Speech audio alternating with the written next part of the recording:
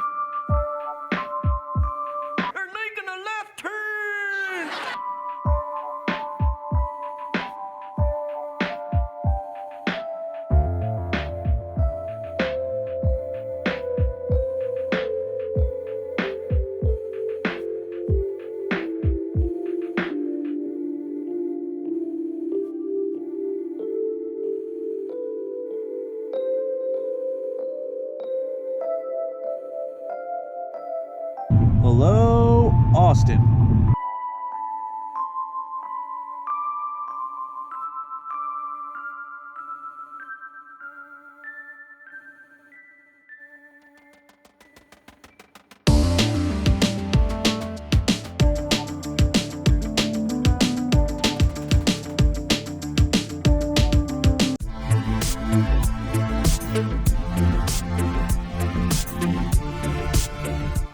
Hope you guys enjoyed the little travel log there. We traveled about an hour and a half from where we live to go to a few different stores we don't have in our area. Decided to hit a couple pet shops while we were there. I didn't record in the shop. Actually, by the time we got to these shops, they only had about 30 minutes before closing. And anyone that is a fish fan knows 30 minutes is not a lot of time to look at all the tanks, let alone try to record what you're doing while you're doing it. But I do want to show a couple of fish we decided to get. We picked up some angel fish. They're still kind of skittish of me. I just had my hands in there doing stuff on top of that too, so they're hiding in the corner. And I picked up some Siamese algae eaters. They're doing real well. They are in a tank I already had established. However, I have full intentions of breaking this tank down after this. It's the only reason why I am quarantining in an aquarium. I do not recommend it. Same with this tank here. I have full intentions of completely tearing it down. And this is where I am housing my mystery snails for a little while.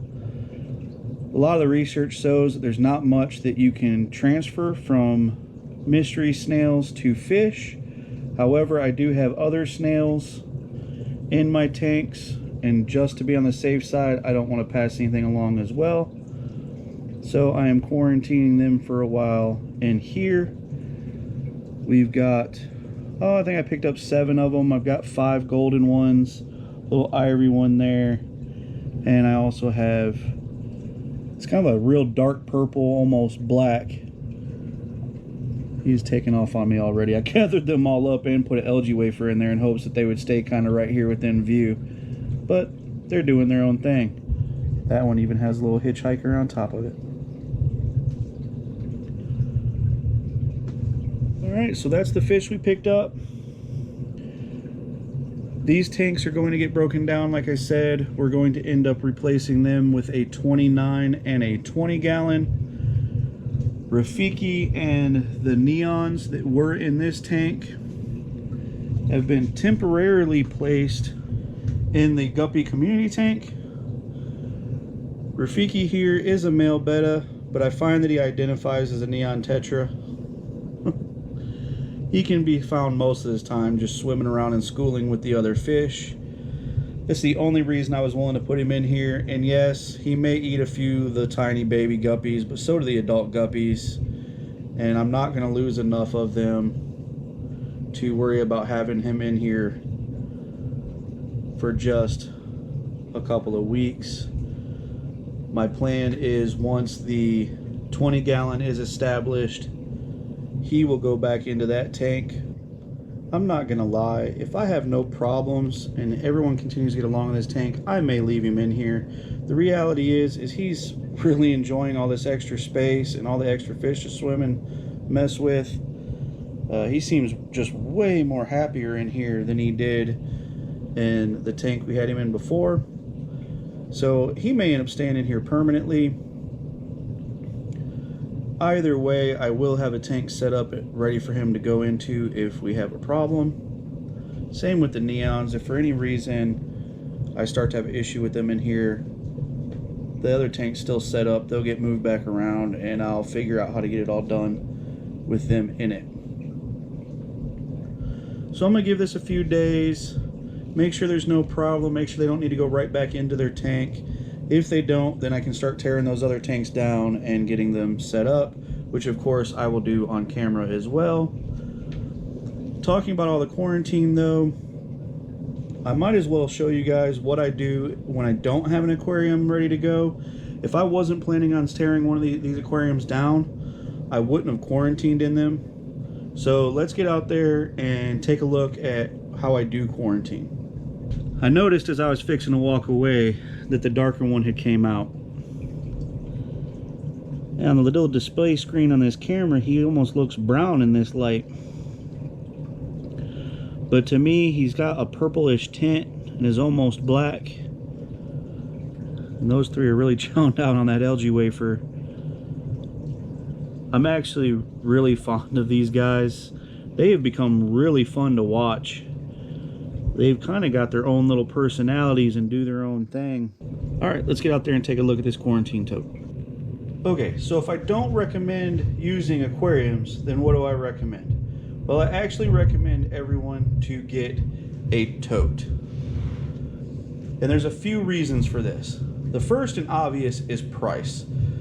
So yes, you can find aquariums for free, you can find them on sale, but as an average whole, gallon per gallon, a tote is going to be way cheaper than a fish aquarium. Now I've got 10 aquariums currently, 4 of which are set up and running. Out of those, only 1 has been paid for. So I really do understand you can find a lot of aquariums for free if you're willing to wait and be patient. But I don't know how much of that is based on my own luck, my own location, versus how common that is throughout the whole world. I do know that there's lots of people like myself that don't live near aquarium stores. The closest pet store to me is 30 miles away. That's including the closest Walmart or anything else where I could go to buy a tank. If I wanted to go to a really nice pet store, I'm looking at an hour and a half, hour and 45 minutes to get to the closest one.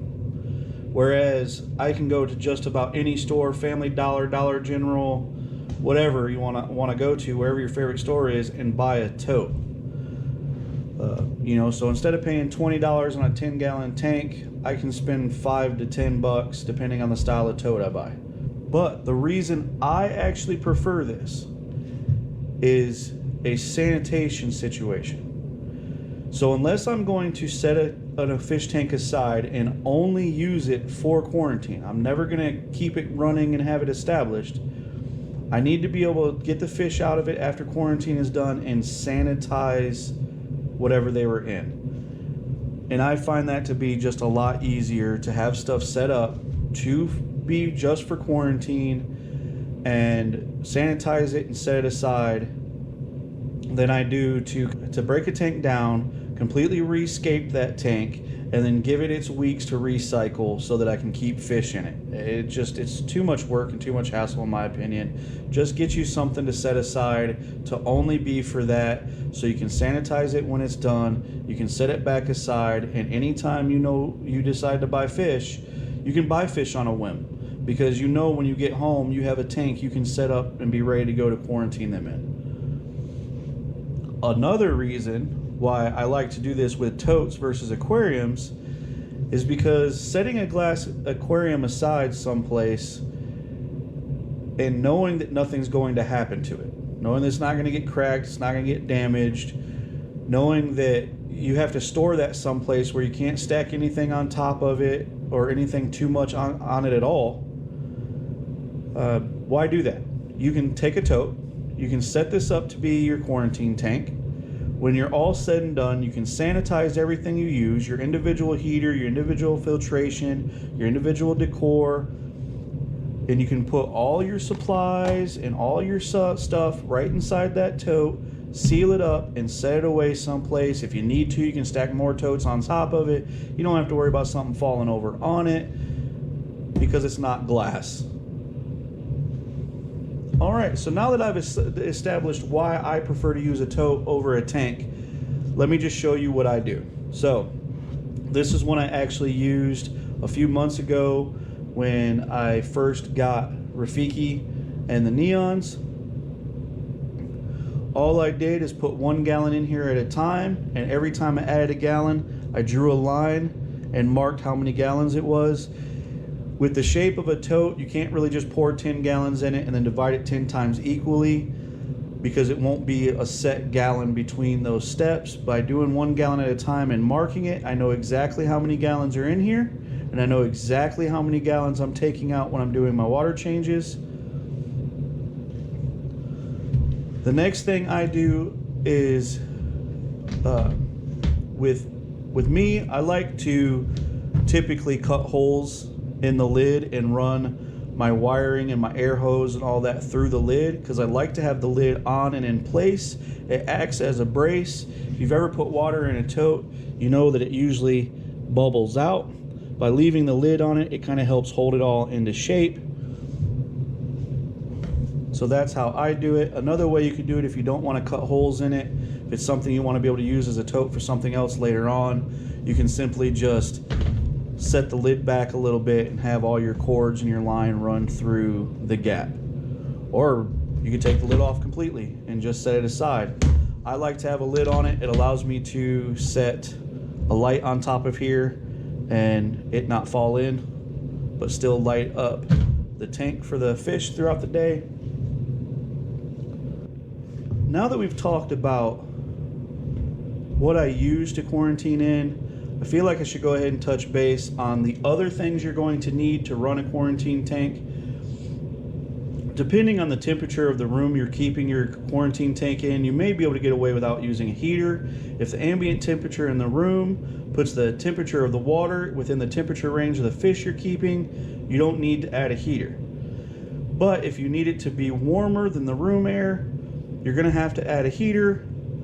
I recommend purchasing a heater and keeping it set aside specifically just for this. Again, everything that you can get for your quarantine that you can separate, sanitize, and keep ready. You don't have to mess with trying to take out of a different tank or worry about if you got it clean enough before you put it back in. Because even after you sanitize everything and it sets here in the air for a while, those bacteria are going to die off over time anyhow. You don't have to worry about what's going to be transferred to your established tanks. You're also going to need some way to aerate the water. I prefer sponge filters over hang on the backs, just because in the long run sponge filters are way cheaper than hang on the backs. They're cheaper to operate, they're also cheaper to purchase if you don't already have extras of. However, like I already said, I use a hang on the back because I already have an extra one. I have hang on the back filters that I was using on established tanks that I switched to sponge filters. So I have extra hang on the backs that are just laying around. Might as well set one up to be for my quarantine tank. If I was to buy stuff all new though, I would say I would go with a cheaper tote. I don't need one quite as rigid with the foam seal and all that. This is one I already had laying around. I would have went with just a regular old $5 tote. I would have picked me up a sponge filter and a cheap air pump. and I would have ran it off that. If you happen to have a fish room with a big air pump and you're pushing air to every tank with one pump, chances are you're not needing the information in this video. I feel like this is going to be people who are just getting into the hobby, who don't know about quarantine. If you don't know about quarantine, maybe there's some products out there you don't know about as well. You go in your whole life seeing the standard hang on the back filter. You might not know about sumps. You might not know about the sponge filters. And so I might as well put that information out there for somebody. Okay, and from there, to be honest, I'm the type that usually just puts the fish in and watches them for a couple weeks. If they never show any signs of illness at all, why waste medication? After 2, 3, 4 weeks, once I'm comfortable and I know that they're not going to show anything and they're looking all healthy and acting all healthy, I'll go ahead and put them in their tank. If they start to show some signs of not quite being right, that's when I medicate. Now me, I usually like to start with just aquarium salt. You can find the information on how much salt to use depending on what you're fighting, or if you're just doing a general quarantine online. If I can, I'll find a link to Aquarium Co-op's page on describing how to use salt as a quarantine, and I'll put that link in the description, or I'll put it on a card up top here somewhere. The reason I want to talk about this though is because not everyone, depending on where you live, can get a hold of actual antibiotics. Some of these things are not sold in certain countries. There's a lot of restrictions on them. They're becoming even difficult for me to find locally. And there's so many different types, and they all have a slight difference in their direction that I feel like it can get confusing to some people on exactly what to do. So the salt is a good thing in my opinion. It's cheap, it's universal. You can get salt in every country as far as I'm concerned, or that I know of at least. So this is a good thing to do. This one here, this is actually bought as aquarium salt. I actually got this through Aquarium Co-op. They also sell a different brand at my local Walmart. I've got a bag of that somewhere as well. Actually, let me go get that. Okay, I'm back. This is a brand called Jungle. This is what they carry at my local Walmart. This is salt specialized for aquariums. You can do the research and actually find that there's actually just regular salt you can buy. There's cheaper ways to buy salt in bulk. It doesn't have to be labeled as an aquarium salt as long as you do the research and make sure that the salt you're buying is straight regular salt. There's nothing other additives added to it. But another good reason to pick one that is actually labeled for aquariums is the directions on what to do and how to sanitize everything and how to use it as a quarantine or treatment for illnesses are right there on the package. So like with the Fritz, it says right there, for treatment of external parasites, how much to add. To condition the water for community tropical fish or goldfish, how much to add. It's all right there. You don't have to look it up constantly. You don't have to try to remember it. It's on the package. Now, salt does not cure everything. Just like every medication, it won't attack every single thing out there. So there's other options you can do. Another thing is what is I hear it most commonly referred to is the Aquarium Co-op Med Trio. It's the 3 that the Aquarium Co-op push as much. You can find it on their website. And that's to use something like ICX, Fritz Paraclins, and Fritz Maricin as a trio to attack external, internal, and funguses all at one time. I'll see if I can find the link for that as well and tell you guys how Aquarium Co-op uses it as a quarantine setup. They do not follow the directions in that case. They just have their own way of doing their quarantine. And then as long as the fish don't show signs of a certain thing, they call it good after a few weeks, put it in the tank. If they start to show signs of a very specific illness, then you take the one that is designed specifically for whatever it is you're seeing, and you treat according to the package. Another option that I know of, and I know there's a lot more that I'm not going to discuss, but that's to get something like Tetra Lifeguard, which is an all-in-one treatment. It's going to be all 3 of those medications in one. I find that this is not as strong as the individual medications. That is just my personal preference. I'm not saying that chemically it's not as strong, but in my personal usage it is not as strong. But it's way cheaper, and I can find this locally. I can't find the other stuff locally. I have to order it online, and it costs me a little more. So because I do everything on a budget, I have a tendency to start by not adding anything. Just watch the fish for a couple weeks and see how they do. If there's no illness, why treat an illness that doesn't exist and just waste money on medications?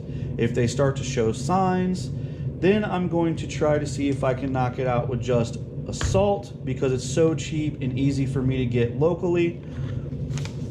If after a couple of weeks that process hasn't worked and I need to go with something stronger, by that time I should be able to tell exactly what the fish is fighting, and then I'm going to go by package instructions on something hardier like the Fritz stuff or the ICX. Alright, I hope this helps somebody see another way to do something. I know this information is out there all over YouTube. I just figured I'd go ahead and show how I do it, since it's something that I'm going through at the moment. Hope you enjoyed the video. As always, enjoy your aquariums. Don't forget to get out there and get fishy, and we'll see y'all next time.